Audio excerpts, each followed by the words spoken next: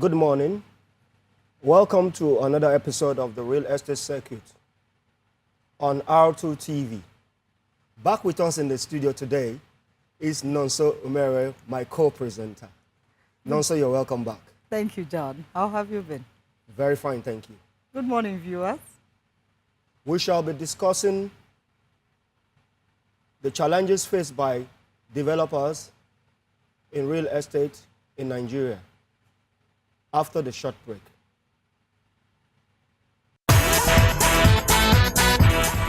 to another exciting experience of Yes, it is the first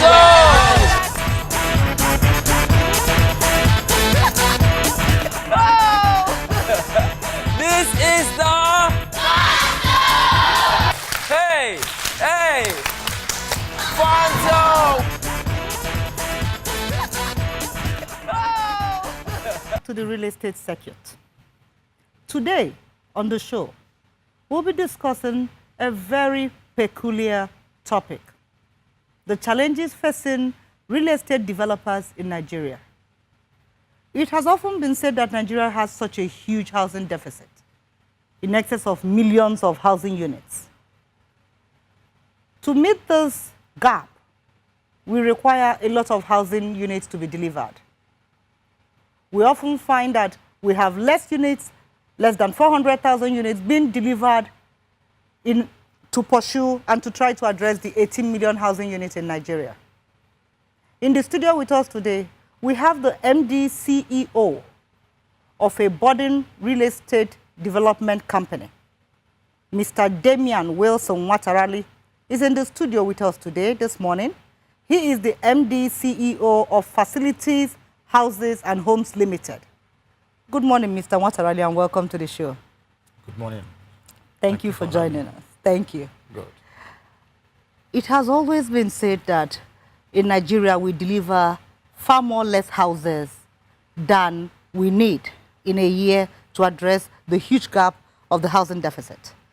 Some statistics and records have it, some say it's 18 million, some say it's 20, some say it's 22, and we are delivering all over, both government housing corporations and agencies, both private developers like your firm.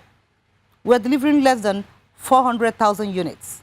And every year, 400,000, and we are trying to close a gap that is in millions.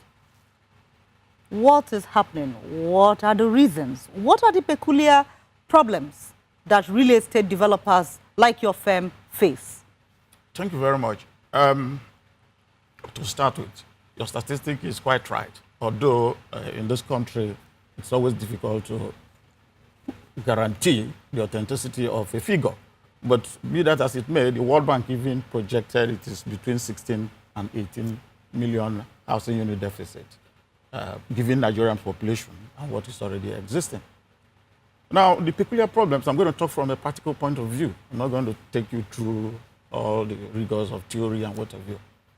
For somebody who is on ground, making houses available for people, the challenges are enormous, starting from the cost of land that you have to acquire, the processes through which we acquire the land, the funding, some government bureaucratic processes. Then, of course, the Land Use Act created a big problem where government is supposedly the owner of the land, but you find that when you acquire land, the natives whom the land was acquired from through government will still come back to you. So the tendency is for you to pay government and then pay again the natives to be able to do anything. And when you have to go through these things, of course, your guess is as good as mine. How many housing units will you be able to deliver in a year? Can only be minimal. And key to this is that our mortgage industry is absolutely undeveloped, or rather they call it underdeveloped. While in climes like America or UK, the mortgage contributes in the neighborhood of 70 to 80% of the GDP. In Nigeria, the latest World Bank record, 0.5%. 0.5% GDP in Nigeria? Absolutely. Compared to 70 to 80% in UK jurisdictions like America and absolutely. UK. So how do you fill the gap? Okay, let's go into the first thing you said. You said it's always very, very expensive to build in this part of the world. Yes. Because of the cost of land. Yes. And the cost of infrastructure. I know about the cost of infrastructure being rather expensive, though. Yes. But then the cost of land.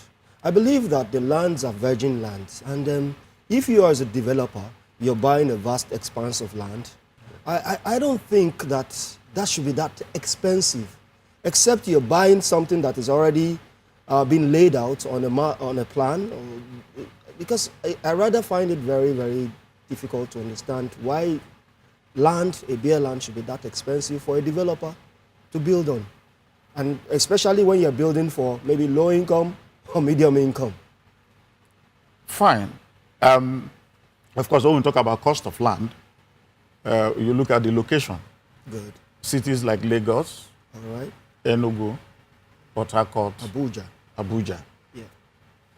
Of course, when you go to look for land, wherever, the tendency is that you're going to pay something that is out of the ordinary, to be honest. In fact, the estimate is that a place like Lagos or Port Harcourt or Abuja, the cost of a property is 70% land component. 70%, 2 times the cost of the house you're going to build. Yeah, then you have to spread it to the people that are going to be owning it. You can only build for high-end earners. I mean, the top echelon of the society. Because the man who earns the minimum wage cannot afford such a house. So are you saying that land is scarce? Land is one of the problems, and a very key one. And what are the other challenges besides the high cost of land acquisition? Fine. Funding. Yeah. We don't have long-term funds in this country. Okay. It is short-term funds. People want to get back their money as quickly as possible. The interest rates are killing. What's the average interest rates they give for construction finance by Nigerian banks? 18 and 25%. 18 and 25%. Yes. But then as opposed to 3 to 6%. But then we have the Federal Mortgage Bank that is supposed to be giving something lower than that. So why is it that developers don't tend towards the Federal Mortgage banking scheme? Good. That is a very good question. And that is where, in fact, yes, the federal government, but it was a good idea to have established it. It was also a good idea to establish the primary mortgage institutions. It's also a good idea to establish the so-called National Housing Fund. Yes. Now, but you and I know that regulation and monitoring of these organizations are nothing but shoddy. And so they don't really fulfill the objective, the key objectives for which they are established for. Because the running, the modus operandi, all kinds of things negates the principle of really making available money for people to build. So it is easier easier for you as a developer to access money from a regular commercial bank than from the Federal Mortgage Bank. Absolutely. What are the parameters? Is it the volume? Is it the processing time? What are the parameters why it's cheaper from a regular commercial bank than the Federal Mortgage Bank? The World Bank estimates that you need about 21 processes to get a loan, going through all these mortgage institutions. They ask you for all kinds of irrelevant documents that don't have any bearing with what you're doing. You must be registered with that. You must have this. You must have that. By the time you put all those together and try to get them built, of course, one, you're spending about 12 months still struggling to get yourself a fund. Just to buy. You might be there looking for fund, and somebody who picks cheap fund from somewhere picks the land you're asking for. So how do you proceed? And secondly, the people who you're supposed to sell these things to are not even aware of the modalities within these institutions on how to access funds to buy houses. So would you be saying that the scheme that they use in getting housing to the final end user, it's not workable as it is of today? Because if the developer, as yourself, is finding it hard to access funds, and the end user is finding it hard to access funds, then that means all the talks about housing deficits will only continue to increase, and they won't be able to have the houses. You're perfectly right. And that is the situation we find ourselves. I mean, this deficit, the estimate started, if I remember, I think 2000, when they projected 16 million. Yeah. But today, we are now talking about between 18 and 25. So how do even though there are some estates developed and all that, you can see that it's not addressing, It's not even absolutely addressing I don't know. So how Not do even you think, 5% of the how do you think the from gap. your own experience we can mitigate this and be able to get things done right? Simple. Get the Federal Mortgage Bank, get the primary mortgage institutions functioning the way they should.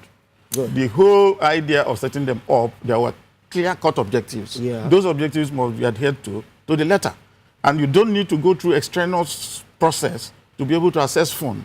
Once you have all the prerequisites, you have a land, you have a building plan, you have all kinds of financial program and what have you, you should be able to be given money to execute them. Mr. Nwatarali, let me come in here.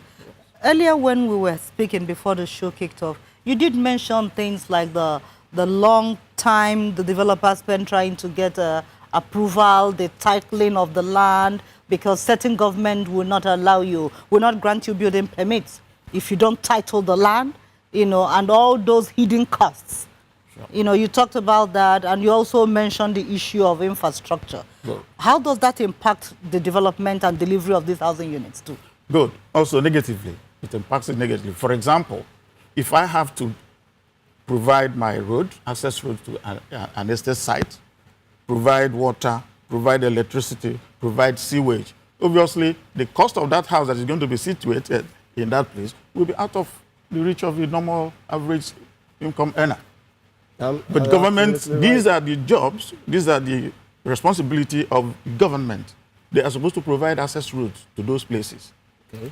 Secondly, if you want to register a land, as when you go to buy a native land, in quotes, without this so-called certificate of occupancy, and you go to government to get it entitled, okay, which you need, of course, for the finance, exactly, for the financial institutions to even listen to you, then you should be prepared to spend a minimum of 274 days. That is World Bank access, and I have 274 days. World Bank access? Yes. Yes. That is the information. That is the average in all the states of the country amounts to about 274 days you spend trying to chase a certificate of occupancy or governor's consent. Okay. Now, what kind of a business is it? Where do you start from? Where do you end? You know, it's frustrating. So it's just not the land, it's just not the finances, even the government. Yeah. So, well, Barrister, also, the reason why I had to soft play on the commercial banking, I know that their own primary assignment is not to give them loans, because we've seen that commercial banking, they don't have anything to do other than to make profit. And there's no way they have that fund, because it's you and I, our money that they are throwing back to us. That's why I think their interest rate is very high. But then, because of their own structure and the way they have aligned things, it's easier to access their high interest rate money, other than the federal mortgage money, where you have to go through the longer process of going from one district to the other. However, the federal mortgage money had been put aside for this course, and it doesn't go to the commercial banks. But my take on it is, I do not know how many private developers have been able to access this federal mortgage fund, and the spread of this federal mortgage fund. What is the maximum limit that they can avail even developers? That is one thing. But also at the back end of it, we know what in real estate that location is prime. Yes. So if there is a prime location that somebody is trying to go after, a developer, and has to spend all this time trying to access money, from whether the commercial or the federal mortgage bank, the land is going to go. That's why you find out that most of the banks and financial institutions normally want the developers to contribute the land and have the land ready, you know, to go, even if you have tackling over it, so that they know that they're just bringing commercial construction finance. But what's going to happen, we'll come back and we'll talk more on this, but for now we'll take a short break. And when we come back, we'll continue with Mr. Damian Nwatarali, who is our guest today. We'll be right back after this short break. I'm star on Hollywood Boulevard, somewhere between Cher and James Dean is fine for me. So how you gonna do it? I'm gonna trade this life for fortune and fame. I'd even cut my hair and change my name, 'cause we all just wanna be big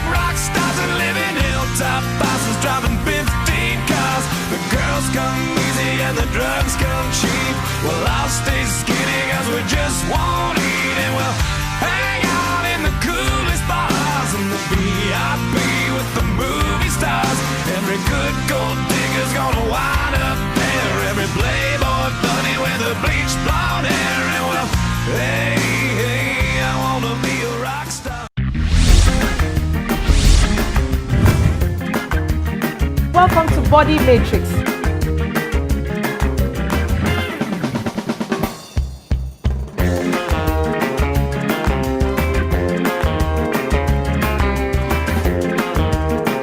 My name is Tolu Ajayi, and you're watching Short in Short.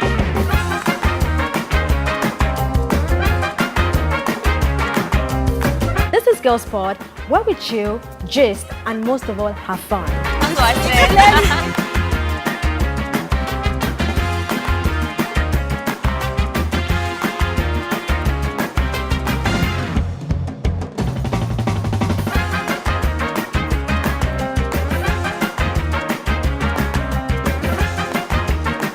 My name is Ruby Gang, and you are here to watch the Ruby Gang edition of High on Fire. High on Fire. Yeah, what was the crazy one? Don't be deceived. She's crazy. Yes.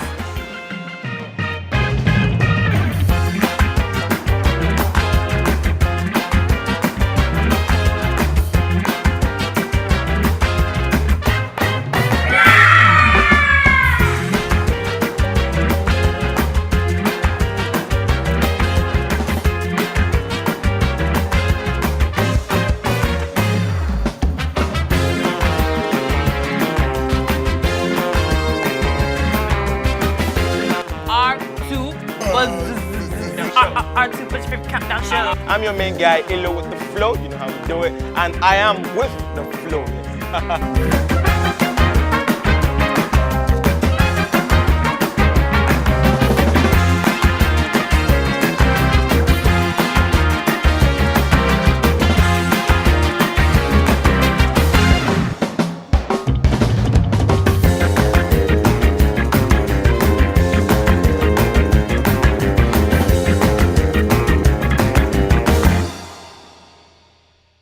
Facebook, Twitter, Instagram, YouTube, Skype, you name it. There's also Vine.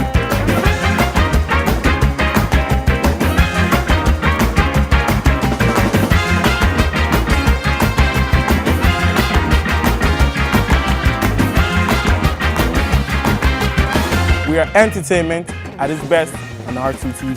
Keep watching R2. R2. R2. R2. R2. R2 TV. This is cool DJ Jimmy Jad, you know. R2 TV, keep it locked every day, you heard?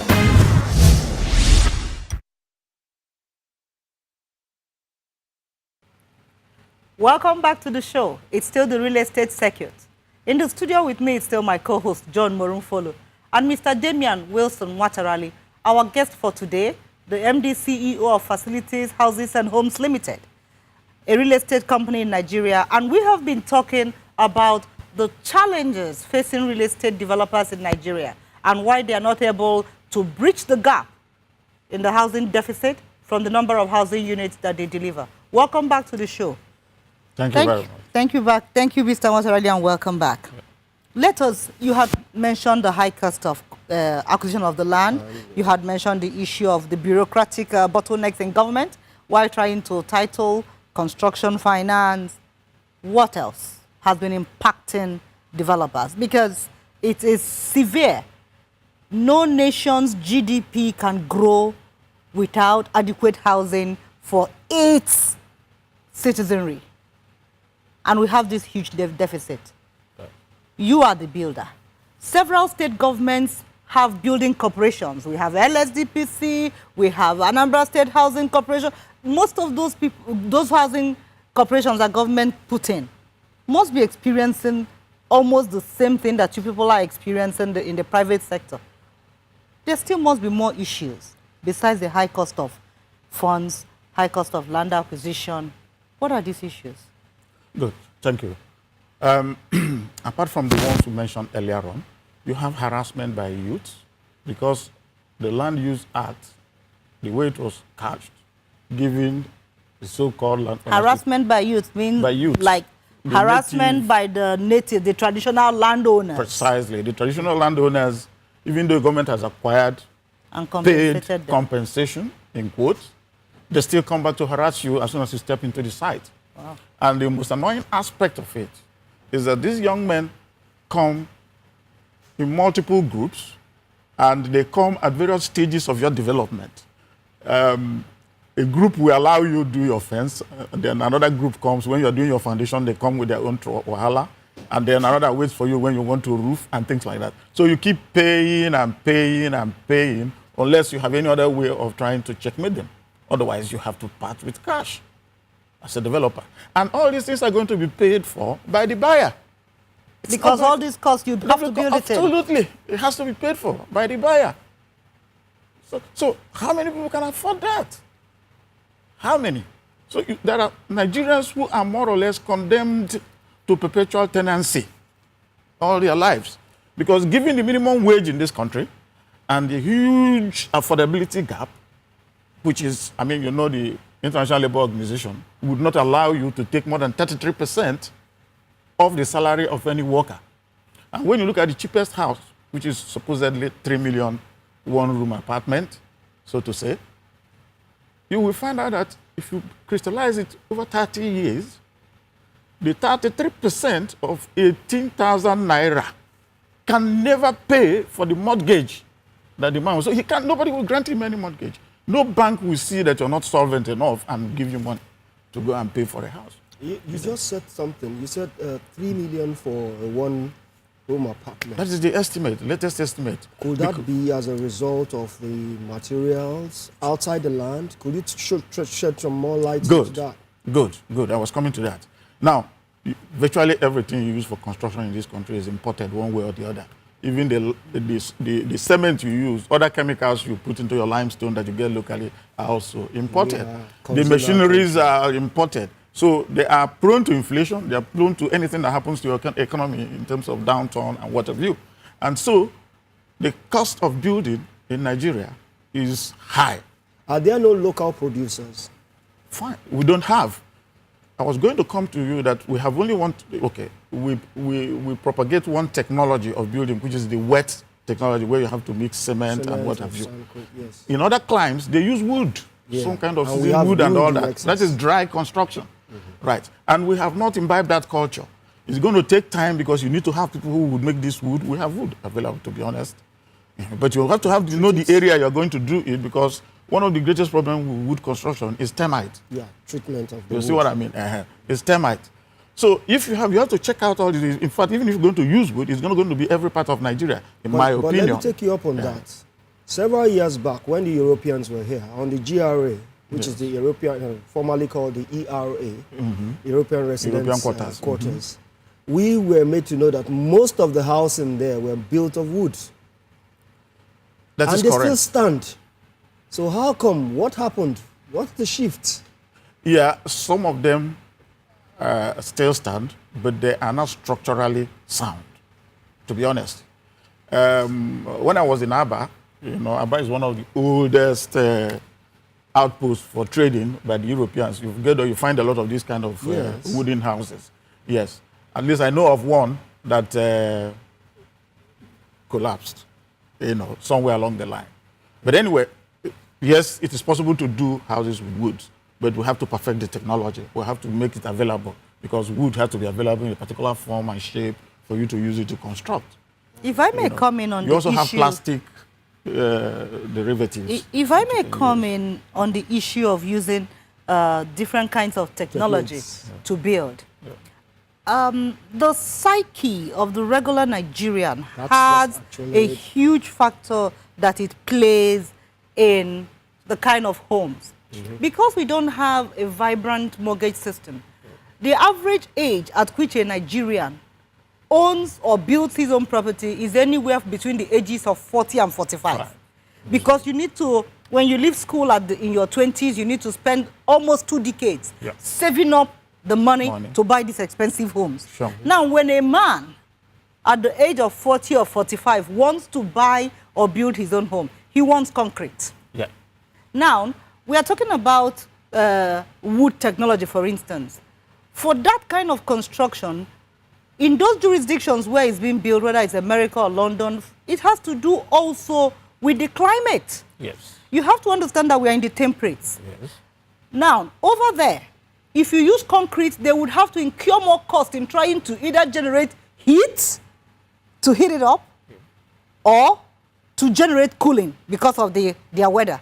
But here in Nigeria, the concrete is what is better for our climate. And it builds sturdier homes.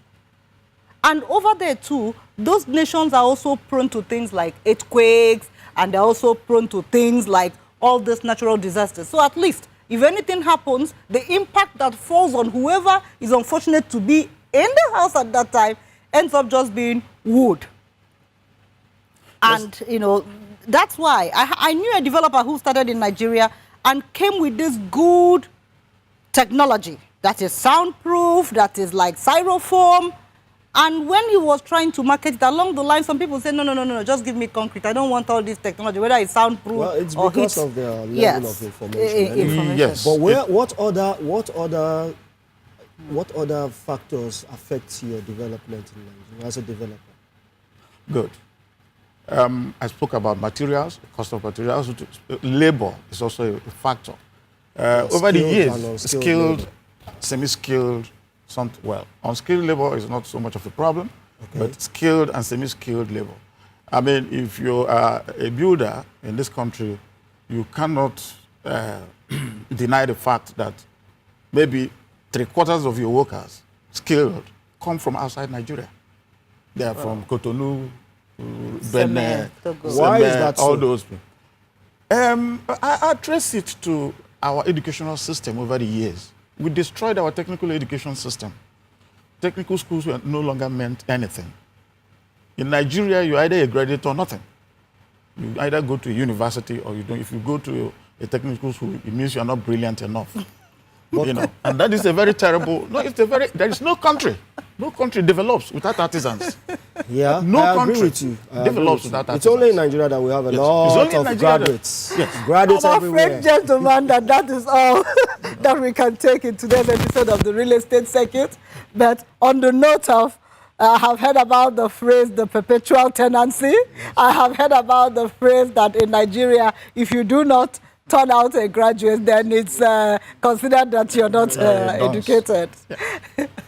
Thank you for joining us on this week's episode of the Real Estate Circuit. We have been talking about the severe challenges being faced by real estate developers in Nigeria.